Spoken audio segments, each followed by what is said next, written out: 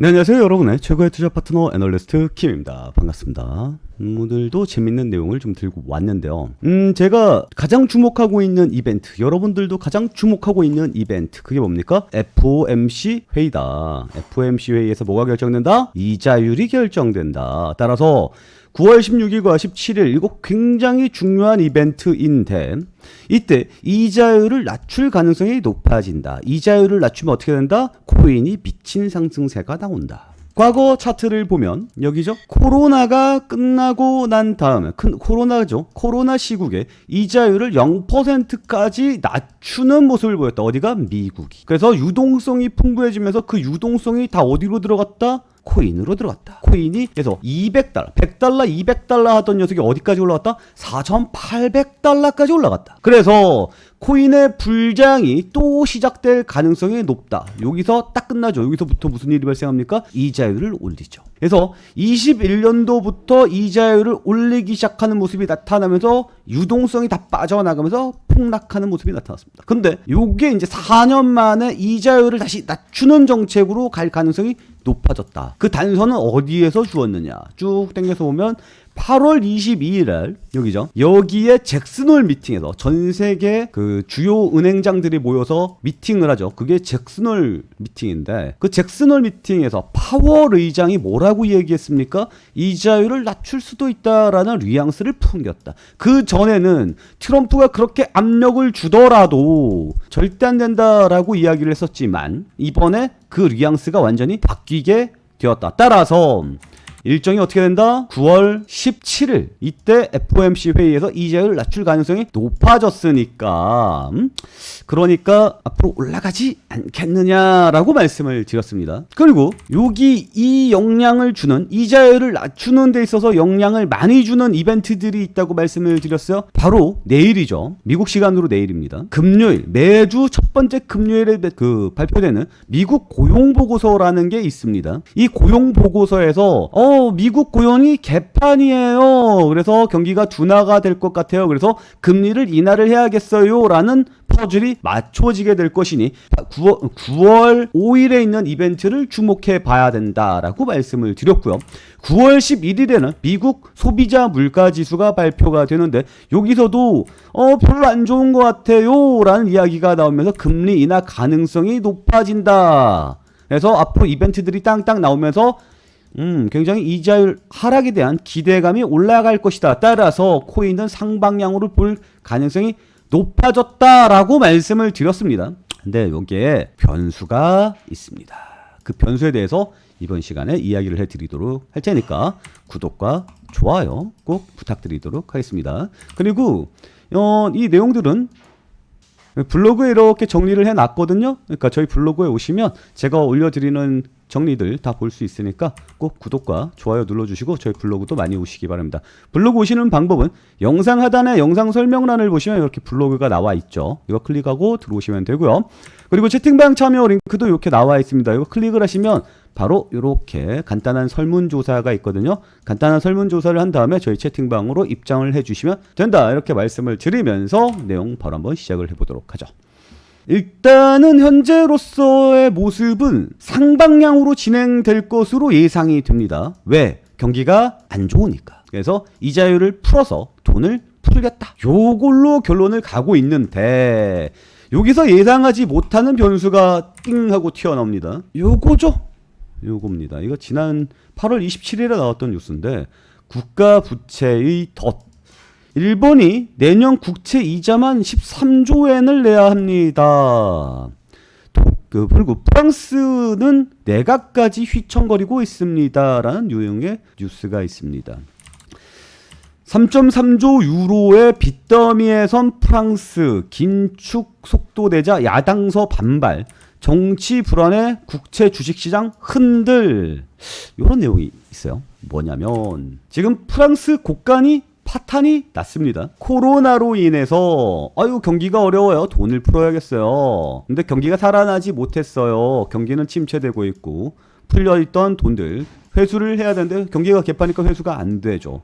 그러니까 국간이 파탄이 나고 있습니다. 세금이 들어오고 세금을 집행을 하잖아요. 근데 들어올 세금보다 더 많은 지출을 합니다. 그게 뭡니까? 국채 아닙니까? 돈을 빌린 거. 근데 돈은 계속해서 푸는데 경기는 못 살아나요. 그러면 고간을 메울 수가 없겠죠. 그래서 재정이 파탄이 난다라는 거고요. 나라가 가난하다 보니까 정부 해체 위기설이 돌아다니고 있다. 근데 이게 프랑스만 그런 게 아닙니다. 영국도 그래요. 영국도 재정 적자 압박에 국채 신뢰도 뚝, 수익률 급증, 직격탄. 독일도 그렇습니다. 2년 연속 역성장의 부채 기준 완화했으나 정치적 분열. 우리나라도 뭐 만만치 않은 상황이죠. 이 상황이 만만치가 않습니다. 그래서 제가 리포트로 오늘 정리를 했었죠. 미국 이야기에 대해서. 미국 뉴스, 그러니까 미국 시장 어떻게 끝났느냐, 9월 4일 날 어떻게 끝났느냐에 대해서 쭉 말씀을 드렸는데, 거기 내용 중에 슬쩍 지나가는 내용이 있었어요. 이거 뭡니까? 프랑스, 영국 재정 불안 불거지면서 장기 국채 금리가 크게 올랐습니다. 미국 30년 국채 금리도 한때 5%까지 치솟아 시장이 불안했습니다. 하지만 유럽 재정 불안은 남유럽 재정 위기 수준과는 다르다라는 인식이 퍼지면서 일부분 해소하는 모습이 나타났습니다. 이런 이야기가 나오고 있잖아요.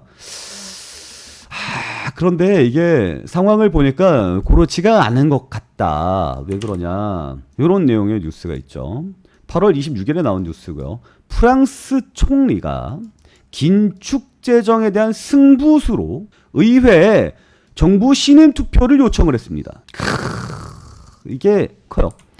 그러니까 야, 니네가 지금 프랑스가 개판이거든. 유로존이잖아요. 유로존에서는 재정을 건전하게 하기 위해서 너네들이 버는 돈의 60%까지만 국가 부채를 유지하도록 해 라고 이야기를 했는데, 지금 프랑스는 110%가 넘어갔습니다.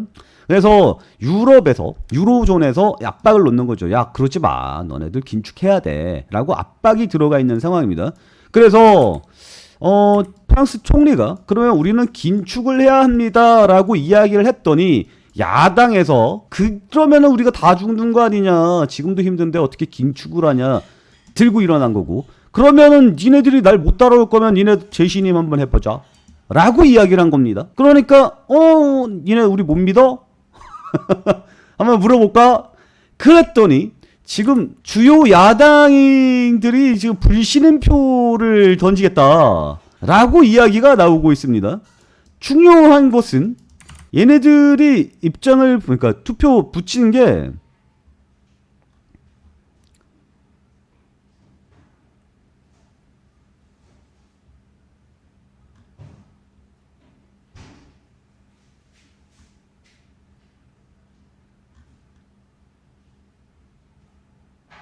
(9월 8일이거든요) 이 9월 8일에 야당들이 불신임표를 던질 가능성이 굉장히 높아졌어요.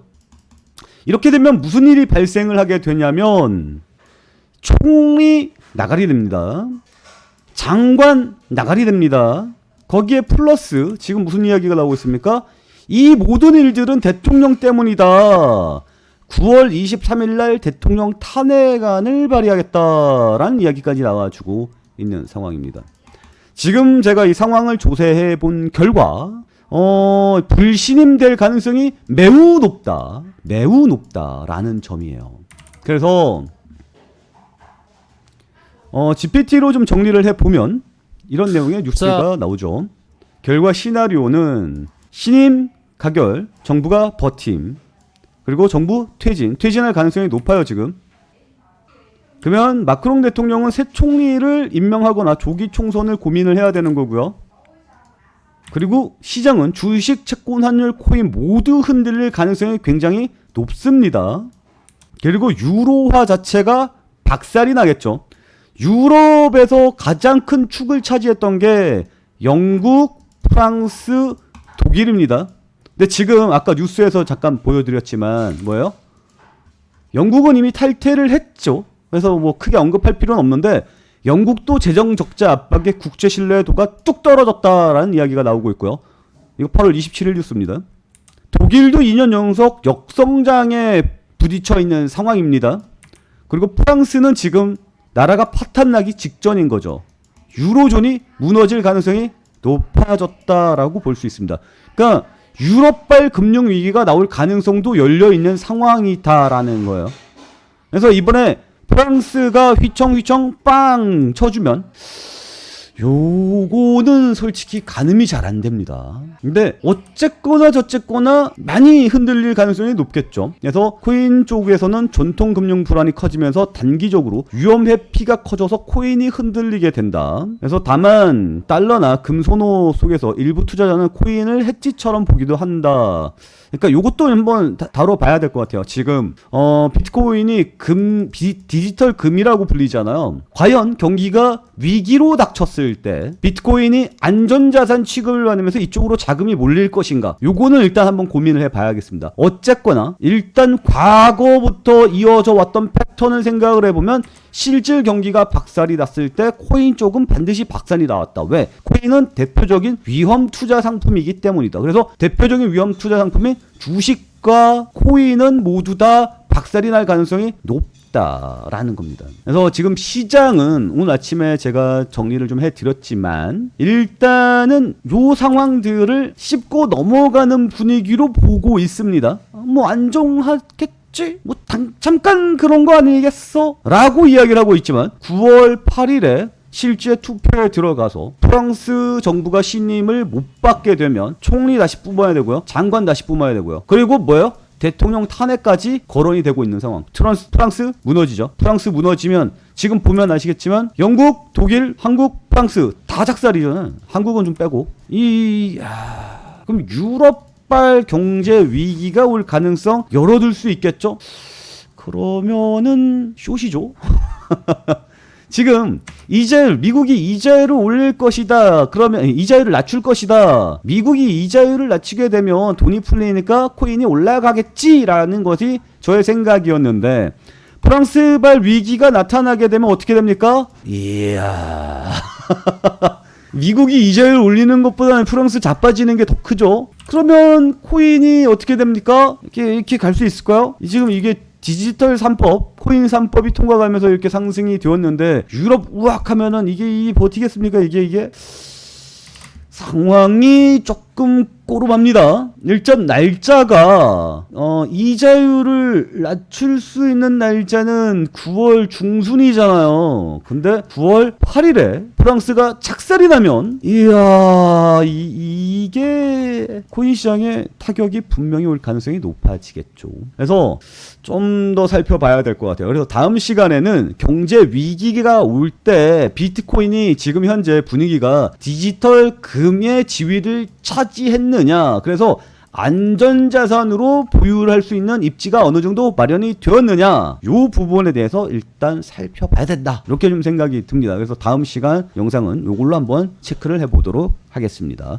여러분들은 구독과 좋아요만 눌러주시면 되고요. 지금 굉장히 큰 이벤트가 준비가 되어 있습니다. 지금 4년 동안 이자율을 올리기만 했고 동결만 했지 내린 적이 없죠. 4년 만에 일어나는 빅 이벤트가 나옵니다. 그게 뭡니까? 9월 17일 FOMC 회의, 이자율을 떨어뜨릴 것이다. 그러면 코인은 미친 듯한 폭발이 나올 가능성이 높다라는 호재성 빅 이벤트가 있는데, 근데 이것도 프랑스 자빠지면은 이자율 낮추기 전에 프랑스 먼저 자빠지면은 글로벌 대경황이 올 수도 있습니다. 그래서 이 부분에 대해서는 자세하게 계속해서 풀어보도록 할 테니까 여러분들은 저희 채널 구독과 좋아요 눌러주시고요. 그리고 블로그에 이 내용들 계속해서 올려드릴 테니까 여러분들 블로그로 많이 눌러보시기 바랍니다. 블로그 주소는 영상 하단 영상 설명란에 이렇게 나와 있습니다. 그리고 저희 채팅방도 많이 참여해 주시기 바랍니다. 이거 클릭을 해주시면 간단한 설문조사와 함께 저희 채팅방 링크 보내드릴 수 있는 페이지로 넘어갈 수 있으니까요. 많이